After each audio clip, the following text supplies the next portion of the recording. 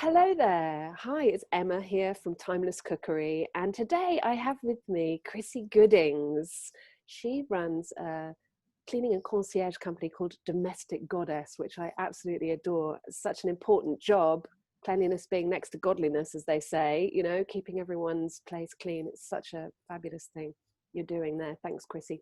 I know Chrissy because Chrissy came on our summer retreat in Normandy, the GAPS, Gut and Psychology Syndrome retreat for 2 weeks in August 2020, whereupon I discovered her a very interesting story and saw her brilliant willpower and joie de vivre and strength and vitality shining through, which is great because Chrissy has a checkered history of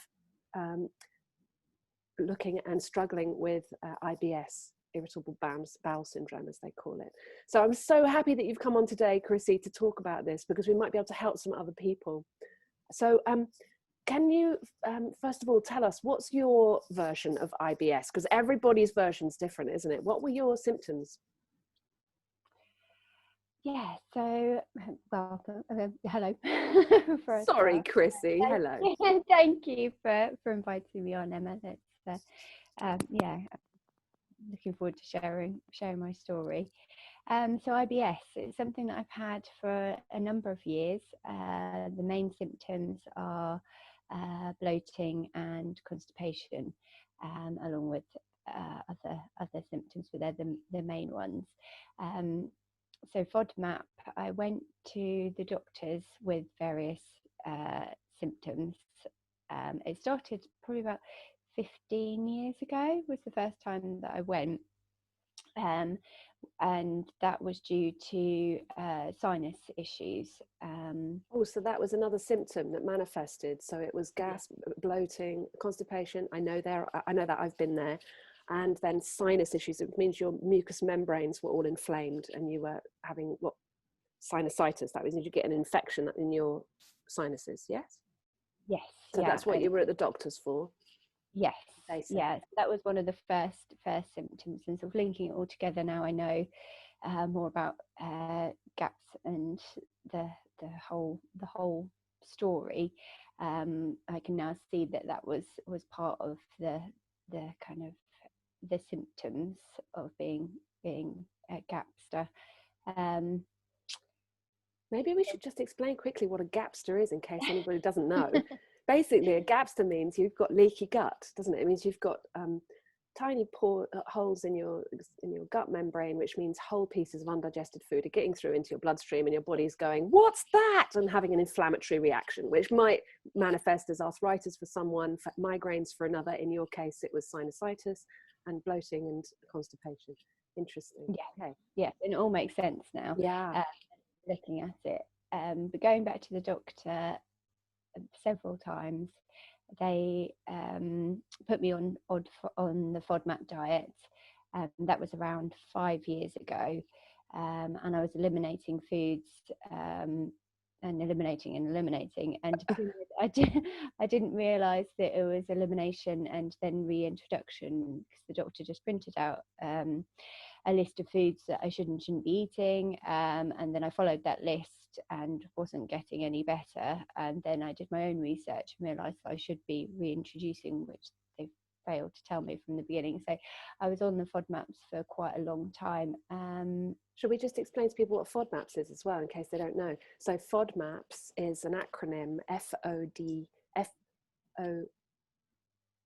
I can't spell. That stands for fermentable oligodimonosaccharides and polyols, which means certain kinds of oils and certain kinds of sugars, basically. What a mouthful, eh? And basically all those foods on the low FODMAP diet will cause fermentation on the inside and increase your bloating and discomfort. So they say don't eat them, but they don't say what they're going to do to try and heal and seal the gut and plug those little holes and mend your body so that you can actually get better. So you weren't getting any better. No, it was just eliminating, and I felt like very malnourished and deficient, because I was eating a very small amount of foods, which quickly run through were I'd have porridge in the morning with blueberries. In the afternoon I'd have like a rice salad with the only vegetables that I could really tolerate were carrots, courgettes, spinach I'd eat a lot of, and meats and fish was kind of my scope of foods at that point. Wow. Yeah, and it got to a point where I called the doctor and said that this is still getting worse and rather than better, and I was kind of a bit of a like, what am I supposed to do? And the doctor said take a laxative and painkillers, and that was their prescription. And I thought, this is not an answer.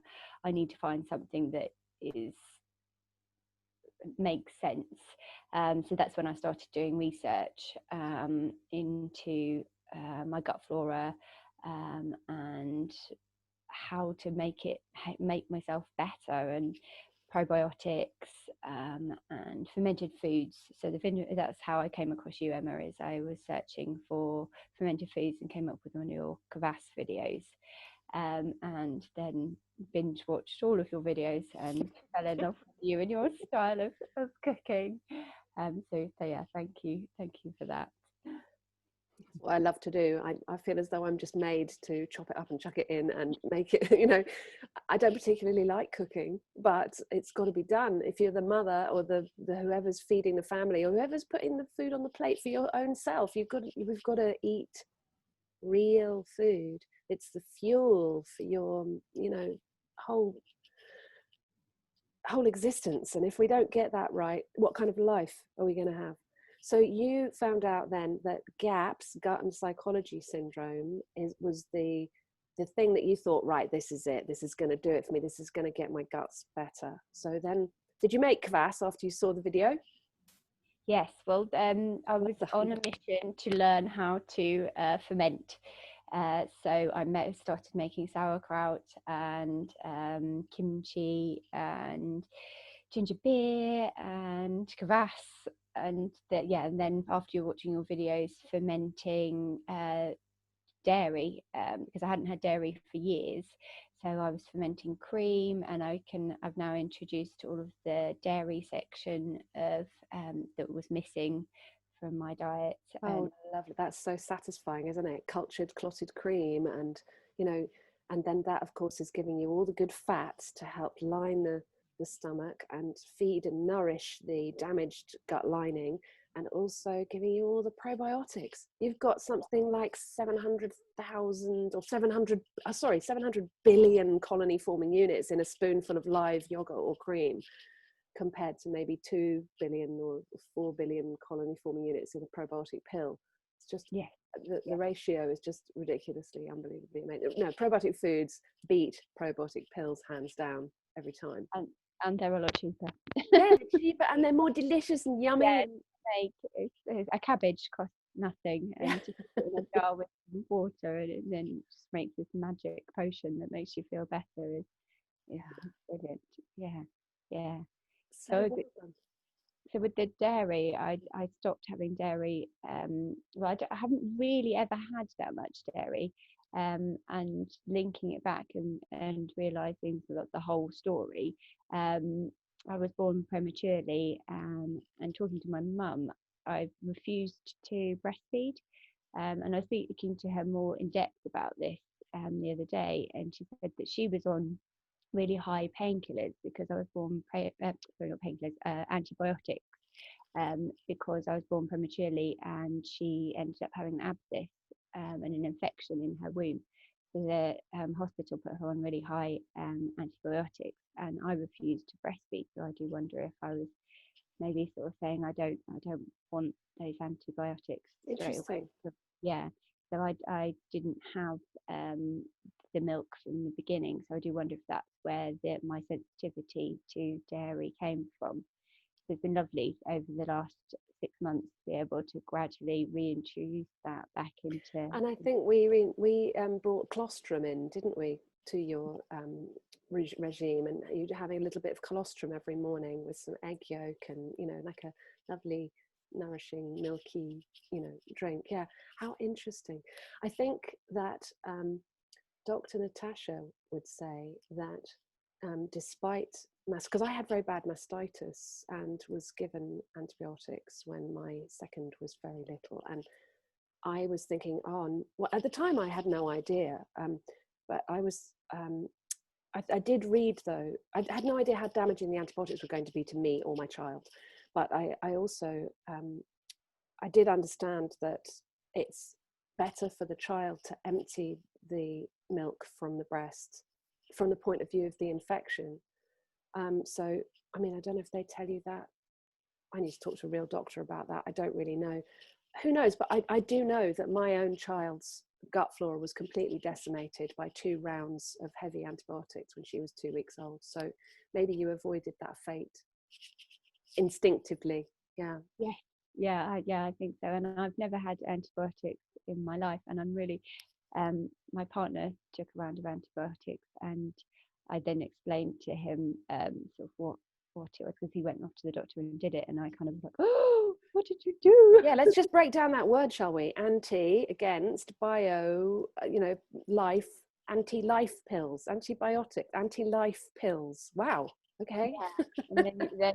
And then I very quickly said take a probiotic, because then that's probiotic, which does to counteracted that very, very, very quickly. So you think it all started right at the beginning with and not being breastfed, and then you being involved in working in cleaning. Do you think, I mean, you've spoken about deficiency on your journey, where you were restricted to so few foods that you actually felt as though you were deficient, which, as we all know, there is no real disease. There's only toxicity and deficiency. I mean, we can give any disease any name under the sun, and that's an interesting exercise, because then we can align ourselves with people who have the same diagnosis, but really there's only toxicity and deficiency. So do you think maybe that the cleaning products that you started to work with when you first started out, do you think they may have contributed to the toxic load?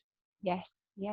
I came to the realization that I was being exposed to them on a daily basis, and I had been for, I think I've been running the company about 15 years. So in the last 2 years, we've moved on to eco-friendly products within the whole of the company, and I think that for me, even on a kind of what's the word, karmic level, I think maybe is better for my health. Yeah, brilliant. Yes, we don't realize, do we? When I was in my 30s, I worked as a decorative artist. So I was going into people's homes and going into businesses and decorating using oil-based paints or methylated spirits-based paints with metal pigments that I would buy in powdered form and then mix up my own glazes. I was doing, like fish and chip shops and stuff with silver glazes on a black background or something like that, working with, I think, powdered aluminium and I don't know what else. And of course it would get all over me. And then I'd, take it off with solvents and brush cleaners and I don't know what. And I got really heavy metal toxic. I mean, really, really heavy metal toxic. And then of course I passed that on to my children. Not realizing, which is why we are gapsters, of course, damaged biome, damaged gut lining, lots of strange symptoms, not really able to work out what's going on because the doctors can't really help, don't seem to be able to help with these sort of, they just call it IBS, irritable bowel syndrome, because when they can't pinpoint what it is.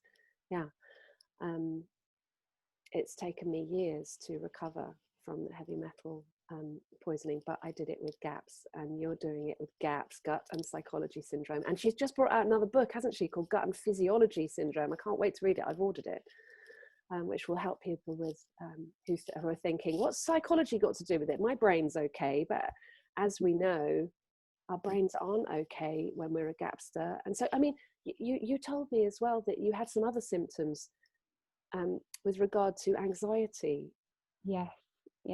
and that links into the psychology side of it. I thought it was all sort of physical based with my stomach and my digestion. And my partner asked me just the other day, it's like, how are you feeling? And I feel a lot better within my body. I obviously still have off days, and it's a trial and error thing. It's a journey, isn't it? It is a journey. It is. But even just things like doing this, I would have been so socially anxious that I would have refused to down flat to sit here and talk about myself and my journey. So just little things that they're massive, but you don't realise that you're doing them until you kind of are doing them, and then someone says, "Oh, how are you feeling?" It's like, well, I'm feeling amazing because I'm sitting here and the ground hasn't opened up and I haven't been swallowed and I've gone bright red like a beetroot. I wouldn't have done this. So it's just, thank you to that, and thanks to being able to finding this part of my journey. And another thing, I was thinking this morning actually, seeing things more as a positive, I suppose, because I've always thought of the IBS as being this thing that I've got to, as a challenge that I've got to overcome, and it being quite a negative thing. And I used to feel like that about having dyslexia, and I used to hide it at all costs and not let anyone know. Another symptom. There's another symptom, because that's also related. Go on. Sorry, and I've come to really actually love my dyslexia, and I find it benefits me in so many ways. I've got an incredibly quick, logical brain, so I can solve a problem very quickly, and I think that's due to not being able to spell things, because my brain will very quickly figure out a different word that I can spell, so it'll very quickly work its way around a problem, which I love my brain for that, and it's coming to embrace that. And I think I've come to that slow kind of realization that IBS is, and my gut and the way my body works is showing me another part that I need to embrace and enjoy. And I think I would have still been eating processed sort of chemical food if I hadn't had IBS. So I was thinking this morning, actually, I think it's probably going to lengthen my life from having this part of my life and exploring and researching and finding out about food and how food can be medicine. So it's changing your perspective on things. Yeah, that's lovely. That's a beautiful thing to be thinking of, and to be grateful for the symptoms, to be grateful for when your bones are aching or whatever, and to be able to say, thank you, body, for letting me know that I need to do something different.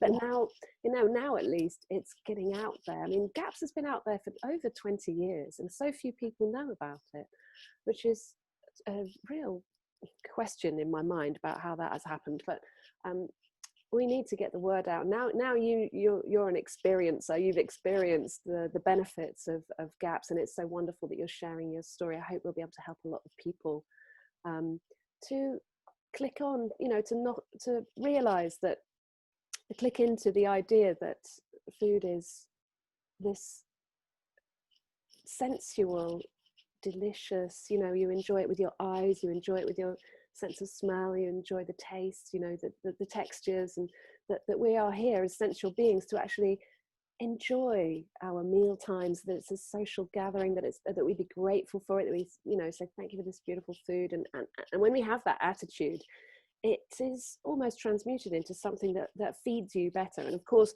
the foods we are using are good for the environment, small scale agriculture, not using any kinds of pesticides and herbicides is what we're looking for.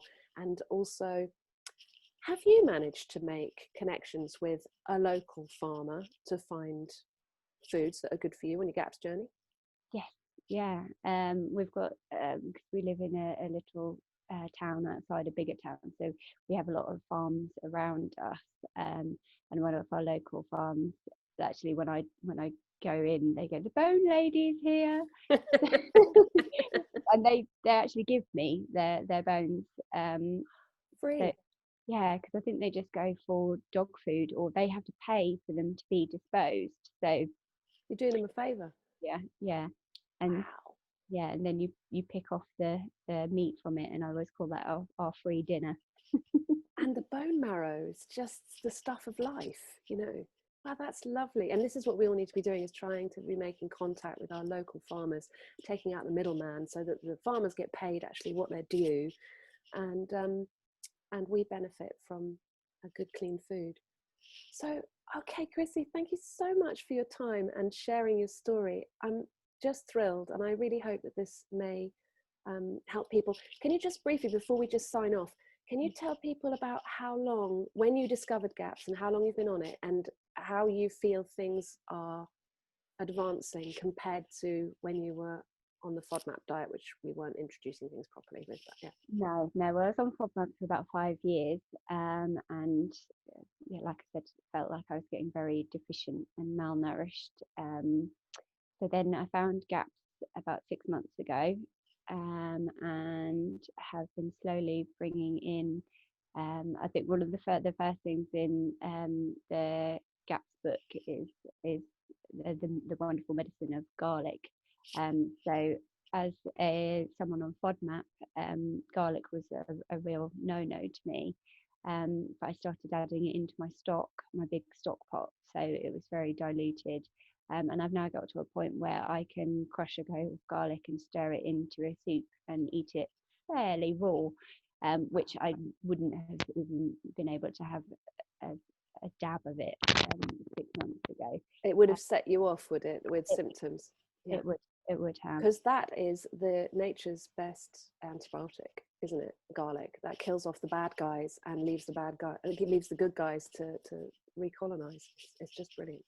Yeah, like magic. And one last thing is, I think people coming from an IBS standpoint, and maybe have been on FODMAP, especially my kind of experience, and people that I've spoken to, they become very scared of food, and they look at food and think that's going to hurt me, because it's going to trigger their symptoms. Whereas something that you sort of instilled in me, Emma, was that food is medicine, and it is there to be celebrated, and food is what is going to make you feel better. And that kind of paradigm shift was a real kind of eye opener to me, that I was actually telling myself that this garlic, this avocado, this was going to make me feel sick. Whereas I now know that the garlic and the avocado are things that are going to make me feel well. And that's been a real, yeah. So you've had a paradigm shift, and it's just slowly, isn't it? Just to have that first paradigm shift, that food is medicine, it's going to make me better, rather than being frightened, as you say, which must be a horrible place to be, looking at food and thinking I want to eat it, but then thinking I can't eat it because it's going to hurt me. It must be so frightening and really disturbing. But then as you then introduce these foods slowly, and in the Very order, slowly, very slowly, you have to give your body a chance to adapt, don't we? You can't expect your body just to, especially if it's broken, to just overnight work perfectly. You have to give it a chance, slowly. But then this slowly approach means that in the long run you're better, and that you can, for instance, I mean, do you ever sort of have a little slip and you think, oh, I'm just going to have something, you know, and then do you? quite often, yes. And I think that it is a very slow slip, but we are all human, and there are lots of tasty things out there that are designed to draw us in and eat them. It's just figuring out which ones are the lesser of evils. But I had a slice of a homemade flapjack the other day, and obviously grains are not on it. I didn't have the reaction I would have had even sort of 3 months ago, and I was like, yes, That's great. That means it's a step in the right direction. That is I know brilliant. that I'm healing when I push against it and I test it. then I know that I'm Because healing. you're at some point you're going to get to the point where you can go and have a slice of pizza, you know, and whatever, you know, hopefully it'll be sourdough organic, you know. When you say that, that doesn't appeal to me. That I Okay. suppose because you've changed you've taught your body to crave nutritious, nutrient dense foods, that a slice of pizza just makes me think, no thanks. Bothered. No. Interesting how everything changes. And I think it's when you get the ferments into the equation, when we start eating the ferments, your whole palate completely changes. And even sometimes a little spoon of honey, or like I lick the spoon after I've put honey in the salad dressing, for instance, and I just go, oh my God, that's so sweet.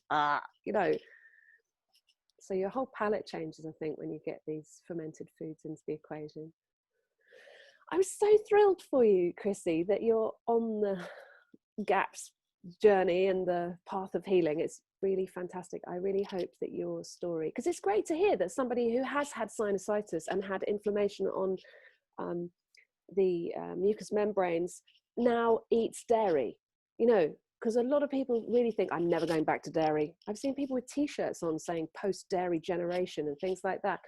I mean, I really feel as though our dairy industry has been maligned and unsupported for so long by the so-called powers that be, and that we can find people out there who really care and who keep small herds of cows with calves at foot, and who are actually benefiting the land with these animals, because Mother Nature didn't design any food systems without, or any, you know, environmental systems without animals in them. And it's just how we treat the animals that makes it okay or not for us to be living with them and working with them as co-workers on the land, and then enjoying some animal products, you know. So I really hope we can help some people with this story, and I'm very grateful to you for taking the time, Chrissy. Thank you. And it's lovely to see you looking so well. You look super. Compared to when I met you on that first Zoom 6 months ago, I can really see massive differences, and that makes my heart sing. Thank you, Emma. All right, my love. So good luck, and speak to you soon, I hope. Yeah, speak to you soon. Bye-bye. Have a lovely day. Bye. Bye.